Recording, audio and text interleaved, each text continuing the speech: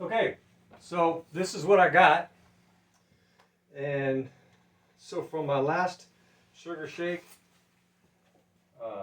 which is about 4 days ago, didn't get much sugar, just a little bit of sugar over here. Now this is a area over here. I concentrated that on purpose because that's where the drones came out. So I'm gonna put a little extra sugar over here. And so looks like they're filling out that last super frames over here. You can see over here there's a concentration, so they're filling out something there. And it looks like they pretty much got all the super frames filled out. Pretty much, I think they're just loading honey in there now, probably. All right, so I did a thorough inspection of this thing, and what I found was about a third difference. Well, I'm taking into consideration the amount of days. So the one where I found 12, I left that, when I put a new panel in there, I left that for 7 days. And after 7 days, I found about 150 Varroa mites after 7 days. Okay, so what I did was recharged everything, put it back in there, and because I saw so many Varroa mites, I'm now doing a sugar shake every 4 days. So today I pulled the panel, okay, put a new one in, and I see, so after 7 days, about 150. Last check, this check, it's about 60 or so, but I'm missing 3 days. So I'll just estimate about 100 Varroa mites. So I'm going to make it's a reasonable assumption. I don't see an increase from the 150 after a 7-day period. I see not just a stabilization, but a reduction. And it's going to be subtle at first. It's only been a week or so, week and a half that I started, when I realized I had 12 mites in there. So when I found those 12 mites, they were getting ready to blow up. It was already, yeah, it was on, baby. So please subscribe, thumbs up, ring the bell. Appreciate that. Leave a comment. Yeah, I don't see any evidence of any more comb building, not in a serious way. It looks like they pretty much got it all done. That's one of the special cool things about this kind of system, is I can always kind of know what's going on. If there's a bug infestation, I can see body parts, and I can say, oh, I need to pop that top and see what the heck's going on or something. And actually, that's exactly what happened. I popped that top the other day, and it was just infested with soldier earwigs. They weren't the kind of earwigs I usually see around.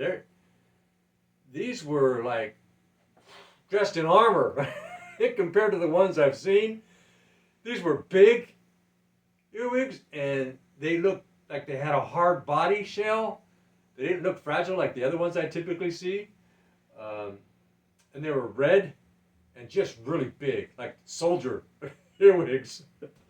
And they were in there doing battle, right, with my bees. I was watching them fighting, just rolling around fighting. So, and it was making my bees more aggressive. Now, the ones coming out front, not yet, but eventually, those girls that were doing battle on top, they're going to end up being the foragers, and they're going to be more aggressive with me, because they remember that they're stressed out still, kind of. They have an elevated tension because of what they experienced with the earwigs.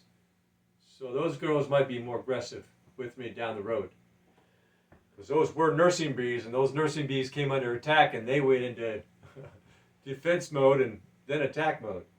So anyway, I think I might have got that earwig problem early, so I'm hoping that the aggression of my hive will now calm down. It'll become more passive.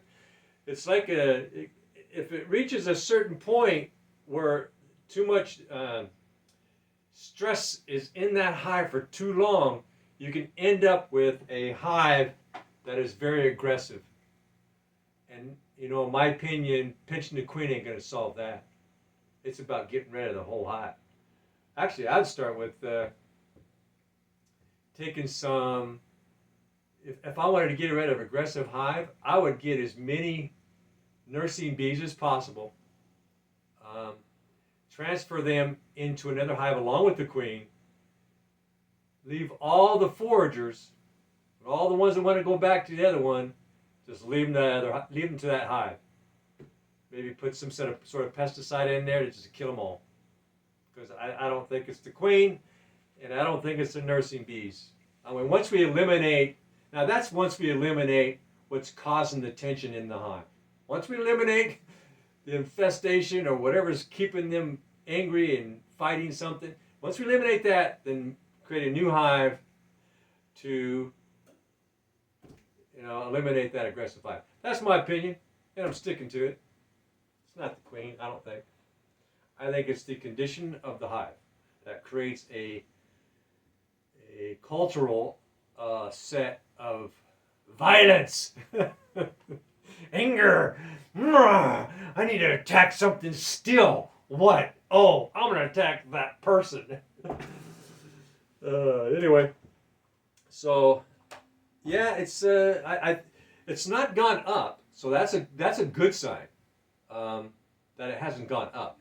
In fact, if at all, it's gone down. To me, it looks like it's like a decline, and it's going to be a gradual decline because now I'm on top of it. You know what I'm saying, babe? I'm hammering it. And so as I keep hammering it, every 4 days a sugar shake, a panel pull, sugar shake, panel pull, sugar, until I see that get down to close to 0 or 0. And then I'll give that a rest and monitor probably once a week for more mites. I start to see any more mites. Then I'll start doing a weekly powder shake, just to do that up until fall, going into winter. I'm just going to play it by ear, The mites will tell me what I need to do. All right, that's it. Thumbs up, subscribe. Appreciate that. Ring the bell. And you have a good one. Bye now.